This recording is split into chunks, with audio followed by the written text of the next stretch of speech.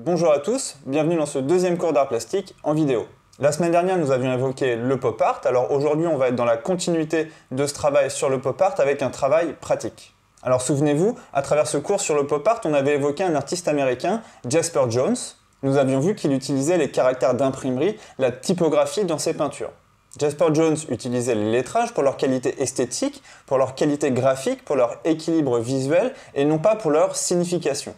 Il jouait et manipulait les lettres et les nombres, il les considérait comme des éléments neutres qui permettaient de structurer la composition d'un tableau. Donc pour cette semaine, on va faire un travail pratique et je vais vous proposer un sujet en lien avec le travail de Jasper Johns et la typographie. Donc cette semaine, je veux que vous utilisiez la typographie, les caractères d'imprimerie, pour réaliser une composition graphique. Je vous demande de manipuler ces éléments visuels sans former de mots, donc sans utiliser la signification d'un mot composé de lettres pour produire une œuvre. Vous avez la possibilité d'utiliser des caractères d'un autre langage, comme les caractères chinois, japonais ou khmer. Vous pouvez manipuler ces lettrages comme bon vous semble, vous pouvez les déformer, vous pouvez les superposer, vous pouvez les découper, vous pouvez les mettre en perspective. Vous avez la possibilité de travailler en noir et blanc ou en couleur, en dessin ou en peinture. Vous pouvez également, pour ceux qui le souhaitent, travailler en collage. Vous pouvez également, pour ceux qui en ont la possibilité et les compétences techniques, travailler sur ordinateur. Alors pour vous inspirer, je l'espère, je me suis moi-même prêté au jeu et j'ai réalisé un exemple qu'on va regarder maintenant. Alors pour cet exemple, vous pouvez voir que moi je me suis intéressé aux caractères khmer. Alors je précise que ce sont des caractères que je ne comprends pas, je ne parle pas khmer, je ne le lis pas, je ne connais pas l'alphabet. Et donc j'ai utilisé ces caractères simplement pour leur caractère esthétique, pour leur aspect visuel. Je trouve que les caractères khmer sont plutôt esthétiques, j'aime bien leur forme tout simplement. Du coup, je suis allé sur internet, j'ai tapé caractère khmer et puis j'ai regardé un petit peu l'alphabet. J'ai pris un signe qui me plaisait et puis je me suis lancé, j'ai commencé à le dessiner sur une feuille. Alors je n'avais pas d'autre point de départ pour ce travail, c'est-à-dire que j'avais aucune idée de ce qu'allait devenir l'œuvre, ce que ça allait donner à la fin. Alors vous voyez que moi ce caractère, je me suis amusé à le superposer et à l'agrandir à chaque fois. Donc j'ai commencé avec 3 fois le même caractère que j'ai superposé. À la fin, j'en ai rajouté un autre dans le coin de la feuille.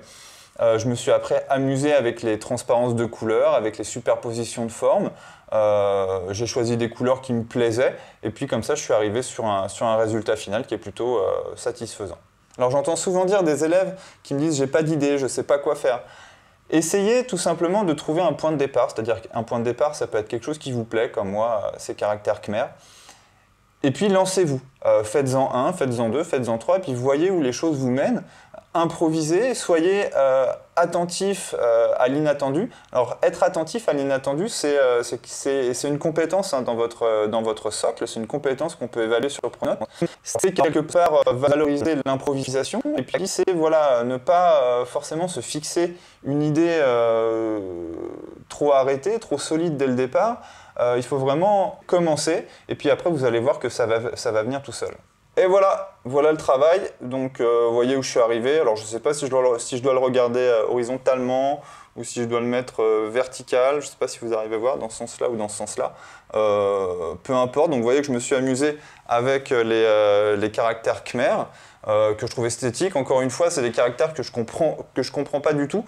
Donc ça m'a permis simplement de mettre de côté le sens de ces caractères pour simplement observer leur aspect purement visuel. Puis après, j'ai joué avec des couleurs, donc comme je l'ai expliqué précédemment. Voilà, j'espère que cet exemple va pouvoir vous inspirer. Vous n'êtes pas du tout obligé de faire comme moi. Il y a plein de choses qui peuvent être faites. Ça défile à droite et à gauche sur quelques petites idées que moi j'ai trouvées sur Internet, des gens qui ont utilisé ce principe-là, donc du lettrage comme base pour réaliser un travail de dessin. Alors, il y a des choses en couleur, en noir et blanc. Vous pouvez aussi trouver d'autres sources d'inspiration. Je vous rappelle que moi j'utilise beaucoup Pinterest. Je crois que vous aussi vous l'utilisez. Pinterest, c'est un outil assez intéressant, notamment quand on recherche des choses visuelles. Et moi, je trouve plein de choses là-dessus. Donc, si vous tapez typographie, peinture, typographie, graphisme, vous allez trouver plein de choses. Vous allez trouver déjà des caractères typographiques. Alors, vous pouvez aller faire des recherches sur quel type de caractères vous aimez bien, quelle police d'écriture vous avez envie de manipuler, de jouer avec. Voilà, vous allez trouver tout un tas de choses qui vont vous inspirer. Sur ce, moi je vous souhaite bon courage, j'ai très hâte de voir ce que vous allez réaliser à travers ce travail-là. Je vous rappelle que pour la fin de la semaine, vous avez un devoir d'histoire de l'art à me rendre. Voilà, ça c'est pour la petite partie plaisir. Donc quand vous aurez fait votre devoir d'histoire de l'art écrit, vous pourrez vous détendre en faisant un dessin, prenez le temps. C'est important aussi de faire ce type de choses-là quand on est confiné. Je sais que vous avez beaucoup de travail, donc profitez-en, profitez le fait que les arts plastiques, ça puisse aussi être un espace de détente. Alors moi, sans vous raconter ma vie, j'ai fait ça hier après-midi, dimanche. Voilà, j'avais décidé que je ne travaillerais pas pour l'école, que je ne ferais pas de vidéo, mais du coup j'ai fait ce dessin-là, ça m'a pris environ 2 heures, et puis c'était sympa à faire vu qu'on ne peut pas trop sortir de chez nous en ce moment. Voilà, bon courage à tous, travaillez bien, bye bye.